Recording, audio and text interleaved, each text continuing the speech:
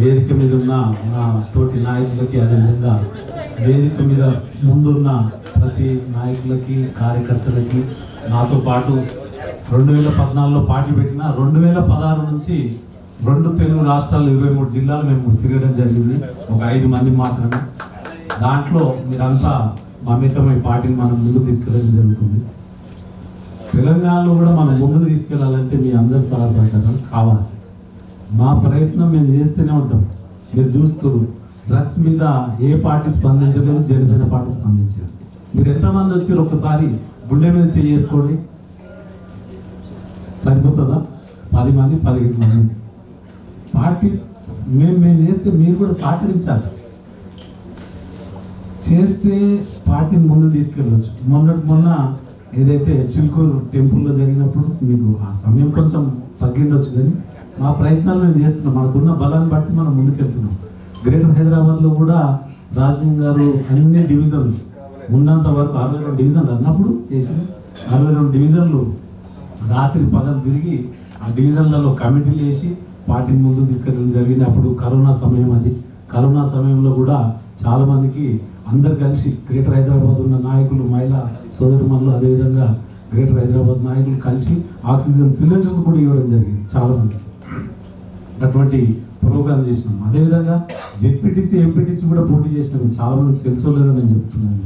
573 మంది మనం పోటీ చేసినాం. రిజల్ట్ ఏందో మీ అందరికీ తెలుసు. తర్వాత ఎంపీగా పోటీ చేసి పవన్ కళ్యాణ్ గారు మనం అనడానికి వీలు లేదు. మనకు అన్ని అవకాశాలు ఇస్తున్నాయి. మనం దాన్ని సద్వినియోగం చేసుకునే శక్తి మనకు లేదు. ఆశలు ఉన్నాయి, ఆశయం లేదు. కష్టపడే తత్వం ఉంది, కష్టపడాలి. ఒక క్యాండిడేట్ ఎమ్మెల్యే కావాలంటే దానికి సమకూర్చుకోవాలి. మన చుట్టూ ఎంతమంది, ఆ కాన్స్టిట్యూన్సీలో మనకి ఎంత బలం ఉంది. 240, 280 పోలింగ్ బూతులు ఉంటాయి. 280 మంది పోలింగ్ బూతులకు 500 మందిని మనం ఆ కాన్స్టిట్యూన్సీలో చేర్పించగలిగితే, మన వాళ్ళు ఉండగలిగితే, అప్పుడు మనం ఆ కాన్స్టిట్యూన్సీ గురించి ఆలోచించవచ్చు. మనకున్నారా? నిజం చెప్పండి. మనం అధ్యక్షుల వారి మీద నెట్టేస్తే ప్రయత్నం చేస్తున్నాయి. అప్పుడు 7 ఎంపీలు అవకాశం ఇచ్చారు.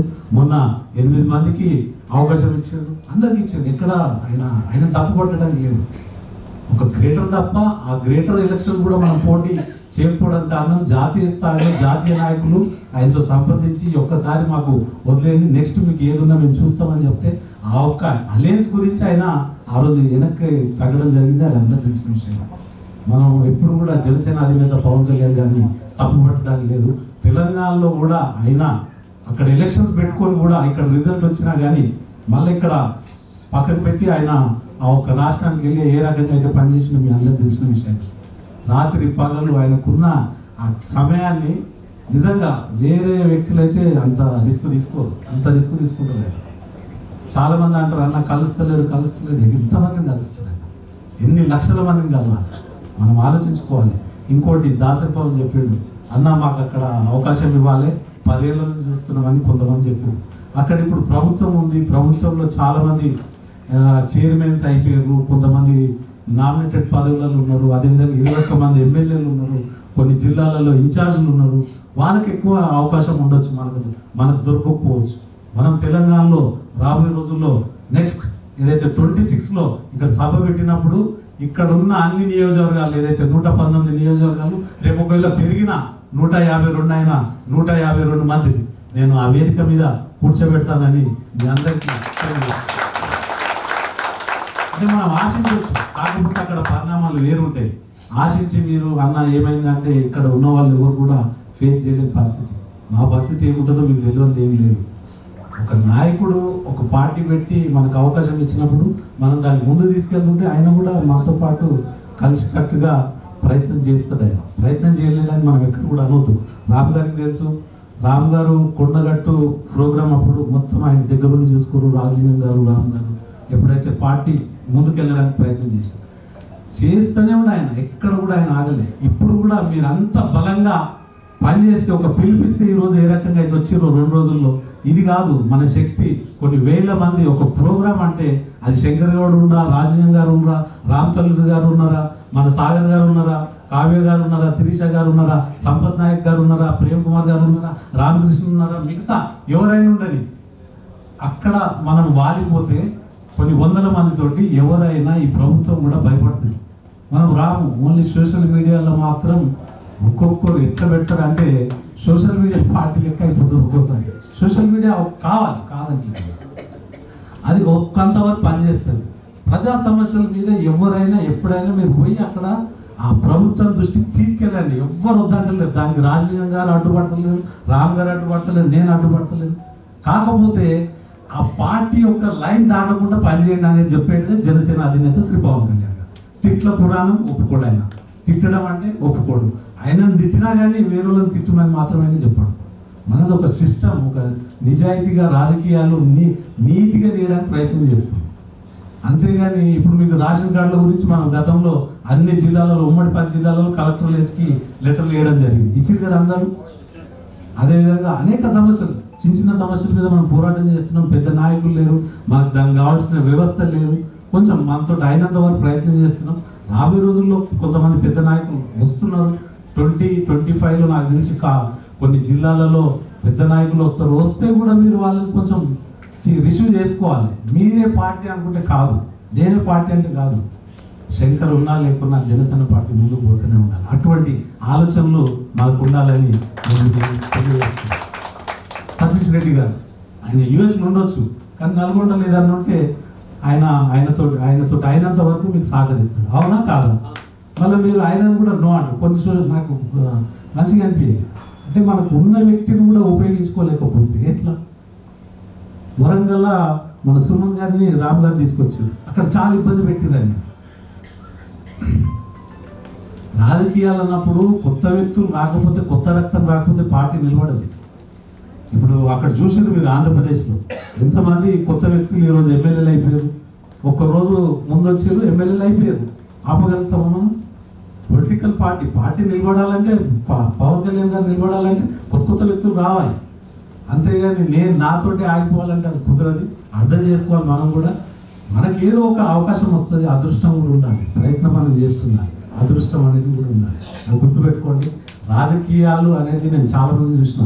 ఒక భారతీయ జనతా పార్టీ ప్రభుత్వంలో రానికి 40 ఏళ్ళు కష్టపడ్డారు. మనం 10 ఏళ్ళే ఆంధ్రప్రదేశ్లో గవర్నమెంట్ వచ్చేసేది. టీఆర్ఎస్ 15 ఏళ్ళు కష్టపడుతుంది. మొన్న ప్రభుత్వంలో వచ్చి మళ్ళీ గైవ్ అయిపోయారు. వాళ్ళకి 2 ఎంపీలు, మనకు 2 ఎంపీలు ఉన్నాయి, వాళ్ళకి 1 ఎంపీ కూడా లేదు. అది చరిత్ర.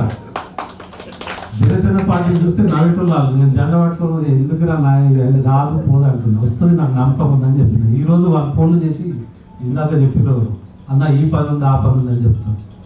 అంటే టైం పడుతుంది. ఏదైనా పెట్టగానే అన్ని రావాలంటే కుదరదు. ఒక ఇల్లు కట్టుకోవాలంటే ఎంత కష్టపడాలి, పెళ్లి చేసుకున్నాక ఇంకా మిగతా రకంగా మనం ముందుకు పోవాలంటే ఎన్ని కష్టాలు పడాలి, ఇవన్నీ మనం ఆలోచించుకోవాలి. ఒక పార్టీ పెట్టిండ్రు, మనకు ఒక నాయకుడు, నిజాయితీ పరుడు. ఈరోజు చెప్పుడు భారతదేశంలో ఎవరైనా ఏ పార్టీ అయినా 5 లక్షల రూపాయలు ఇన్సూరెన్స్ ఎవరైనా పెట్టిర్రా? మనం చూసి కాపీ కొడుతున్నారు అన్ని పార్టీలు ఇవ్వాలి. దేశంలో ఉన్న అన్ని పార్టీలు మనదే కాపీ పేస్ట్ చేస్తున్నారు. మనం దాదాపు 1.5 కోటి ఇచ్చిన మన కార్యకర్తలు తెలంగాణలో. మీకు అందరూ చెప్తున్నారు. పాపం కొన్ని యాక్సిడెంట్లలో చనిపోయి చాలా మంది పెద్దలు చిన్న గుడిసెలలో ఉండేవాళ్ళు. అటువంటి ఆలోచనలు ఉన్న వ్యక్తి జనసేన అధినేత శ్రీ పవన్ కళ్యాణ్ గారు. అక్కడ ఉప ముఖ్యమంత్రి గారుగా ఉన్నారు.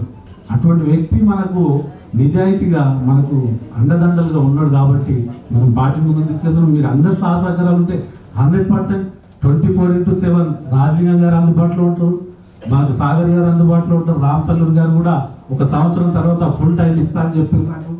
ప్రేమ్ కుమార్ గారు ఉన్నారు, సంపత్తుడు, రామకృష్ణ ఉన్నారు, సతీష్ రెడ్డి గారు ఉన్నారు. అయినంత వరకు శిరీష మేడం అడ్వకేట్ ఏమున్నా యాక్సిడెంట్ జరిగితే నేను మేడం చెప్తాను, కొంచెం చూడండి మేడం అంటే అక్కడ వెళ్ళి తెలుసుకొని రిపోర్ట్ ఇచ్చి ఆ ఇన్సూరెన్స్ ఏదైతే డబ్బులు రావాలో దాన్ని పూర్తిగా సహకరిస్తాను మేడం.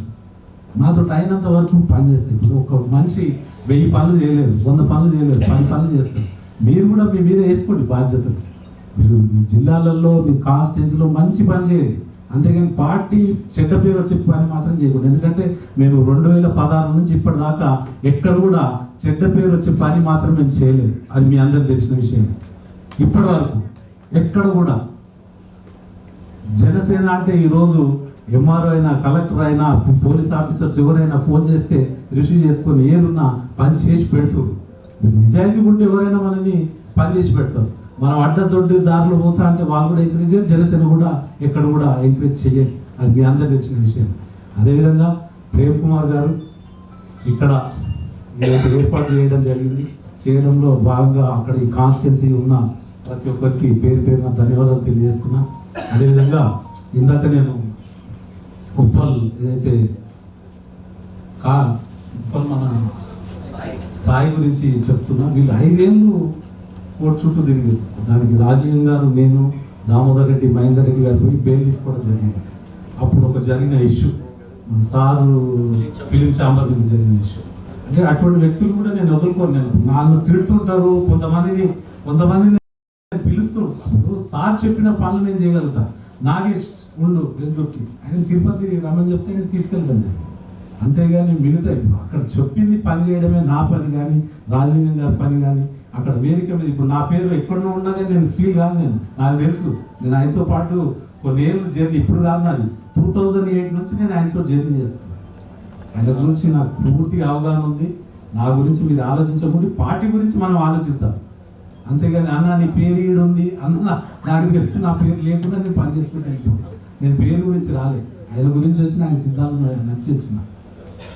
కాన్స్టిట్యున్సీ నాకు తాండూరు ఇస్తే కూడా నేను 4,500 ఓట్లు తెచ్చుకున్నాను. అక్కడ నాకు ఒకే కార్యకర్తలు, ఒక్క 2 కార్యకర్తలు, ఇలా 1000 మంది కార్యకర్తలు తయారు చేసిన. మీకు తెలుసో లేదు, 1000 మందిని తయారు చేసిన. నేను నా పని నేను చేస్తుంటా. ఎవరు వదిలేసినా, ఎవరు రాకుండా, ఎవరు వచ్చినా నేను నా ప్రయత్నం నేను చేస్తాను, నాతో అయినంత వరకు. బలంగా మనం పార్టీని ముందుకు తీసుకెళ్దామంటే మీ అందరి సహకారం కావాలి. కార్యకర్తలు కష్టపడకపోతే పార్టీ ముందుకు పోదు. ఇంట్లో కూర్చొని మనం సోషల్ మీడియాలో ఏదో చిన్న మెసేజ్ పెట్టి ఇదంటే అది కాని పని. ప్రజా సమస్యల మీద మీరు ఎంఆర్ఓ ఆఫీస్ వెళ్ళాలి, కలెక్టర్ ఆఫీస్ వెళ్ళాలి, లెటర్ ప్యాడ్ ఉంటుంది, పోయి ఇవ్వండి. 10 మంది వెళ్ళండి, ఇవ్వండి. అదేవిధంగా రేపు 14 సభ ఏదైతే ఉందో పోస్టర్ లాంచ్ చేసారు.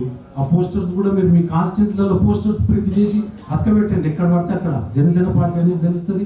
మీ నాయకత్వం కూడా పెరుగుతుంది ఆ నియోజకవర్గంలో. అటువంటివి చేసుకోండి. అక్కడ మేము ఎక్కడ అడ్డుపడతలేదు. మేము చేయండి, టీవీలలో ప్రచారం చేయండి, పేపర్ యాడ్స్ ఇచ్చుకోండి, కేబుల్ లోకల్ కేబుల్స్ ఉంటాయి, సిటీ కేబుల్లో యాడ్ ఇవ్వండి. ఎటువంటి పనులు చేసుకోండి. ఎక్కడ కూడా జనసేన దాన్ని నో అంటలేదు. అదేవిధంగా మీ కాన్స్టిట్యున్సీలలో సార్ అంటే కొంచెం ఫాలోవర్స్ ఉంటారు, కొంతమంది అభిమానులు ఉంటారు, కొంతమంది ఆయన ఇష్టమైన వ్యక్తులు ఉంటారు. వాళ్ళతో ఏదైనా సహకారం తీసుకోండి. మేము అక్కడ వెళ్తున్నాం సార్, కొంచెం మీ ఏదైనా చూడండి. అటువంటి పనులు చేసుకోండి, నో ప్రాబ్లం. దానికి ఏమైనా ఉంటే రాజలీన్ గారు చెప్పండి, నాకు చెప్పండి. అక్కడ లోకల్ పొలిటికల్ ప్రాసెస్లు ఇవన్నీ కామన్ జరుగుతుంటాయి. అటువంటి చేసుకుంటూ మనం ముందుకెళ్ళాలి. తెలంగాణలో కూడా మనము 2028లో ఎలక్షన్స్ ఏవైతే వస్తే మనం ఇక్కడ కూడా మీరు ఊహించరు ఆ స్థాయిలో జనసేన ఉంటుందని మీ అందరికీ తెలియజేస్తూ, నాకు ఈ అవకాశం ఇచ్చిన కుకుట్పల్లి నియోజకవర్గ నాయకులకి, అదేవిధంగా ప్రేమ్ కుమార్ గారికి ప్రత్యేక ధన్యవాదాలు తెలియజేస్తూ నేను సెలవు తీసుకుంటున్నాను. అదేవిధంగా జిల్లాల వారీగా మీరంతా, మీ అందరికీ కొంతమంది పేర్లు యాడ్ చేస్తాము. మీరు ఆ జిల్లాలో వచ్చే వాళ్ళని మొబిలైజేషన్ ఎక్కడ ఉంది, ఎక్కడ ఆగాలి, ఏంది అనేది వాళ్ళు చెప్తారు. వాళ్ళ ఫోన్ నంబర్స్ ఉంటాయి. 3 4 ఒక్కో జిల్లాకు పెడతారు. ఆ జిల్లాలలో ఆ కాన్స్టిట్యున్సీలతో కోఆర్డినేట్ చేసుకుంటూ అక్కడ రావాల్సింది కోరుతున్నా. అక్కడ చిన్న ఏర్పాట్లలో ఏదన్నా జరగకుండా మీరు అర్థం చేసుకోవాలి. అదేవిధంగా మహిళల గురించి చెప్పింది, వాళ్ళ గురించి కూడా మేము ఆలోచిస్తాము. నేను శిరీష గారు, కావ్య గారు వాళ్ళని ముందు పెట్టి అక్కడ కోఆర్డినేట్ నేను చేయిస్తాను. వాళ్ళకు కూడా అయినంత నిజమే అది. ఎందుకంటే మనం పోవడం వేరు, వాళ్ళు రావడం చాలా టాస్క్, అది చాలా పెద్ద టాస్క్. ఎందుకంటే వాళ్ళకు ఉన్న ఇబ్బందులు మామూలుగా. సో వాళ్ళకు కూడా ఏ రకంగా సదుపాయాలు ఉండాలనేది మేము ఆలోచిస్తాము. ఆలోచించి 2 రోజులలో తెలియజేస్తాము. ఈ కమిటీ కూడా మీకు 2 రోజులలో ఎవరు ఏ నియోజకవర్గం, ఏ జిల్లా, ఎక్కడెక్కడ ఎవరో చూస్తారని వాళ్ళ ఫోన్ నంబర్లు, పేర్లు కూడా మేము లెటర్ ద్వారా మీకు సోషల్ మీడియా, వాట్సాప్ ద్వారా మీకు తెలియజేస్తాము. కొన్ని ఫోన్స్ కూడా చేసి చెప్తాము. సో దీన్ని ఇంకా మనం ముందుకు తీసుకెళ్దాం. మీకు ఎవరైనా ఉన్నా కానీ కొత్త వాళ్ళని తీసుకురండి. 18 నుంచి 40 లోపు ఉన్న వాళ్ళని ఎవరు వస్తారన్నా తీసుకురండి. అక్కడ భావాలు తెలుస్తాయి, అక్కడ వచ్చే జనం చూస్తారు. వాళ్ళు కూడా అంకితం, మన పార్టీ యొక్క లక్షణాలు నచ్చి మనతో పాటు జర్నీ చేస్తారు. అటువంటి వ్యక్తులు కొంచెం చూడండి. అదేవిధంగా మెంబర్షిప్లో ఎవరైతే ఉన్నారో, జనసేన పార్టీ దాదాపు 35,000 మెంబర్షిప్ ఉంది తెలంగాణ, మొన్న జరిగిన మెంబర్షిప్. దాంట్లో ఎవరెవరైతే వస్తారో ఫోన్ చేయండి, వాళ్ళు కూడా తీసుకురండి. పార్టీ గురించి బలంగా పనిచేసే వాళ్ళని పట్టుకురండి. మనకు అవకాశాలు రావచ్చు, కొన్ని చోట్ల రాకపోవచ్చు. అలయన్స్ ఉంటాం కాబట్టి, అలయన్స్ ఉంటే కొన్ని మనం అనుకున్నది దొరకకపోవచ్చు కూడా, అక్కడ అంతా కష్టపడ్డారు, కొంతమందికి అవకాశం వచ్చింది, అయినా కలిసి ప్రయాణం చేస్తారు, అది మనం అర్థం చేసుకోవాలి. సో థ్యాంక్ యూ, నాకు ఈ అవకాశం ఇచ్చిన అందరికీ పేరు పేరు ధన్యవాదాలు తెలియజేస్తాను.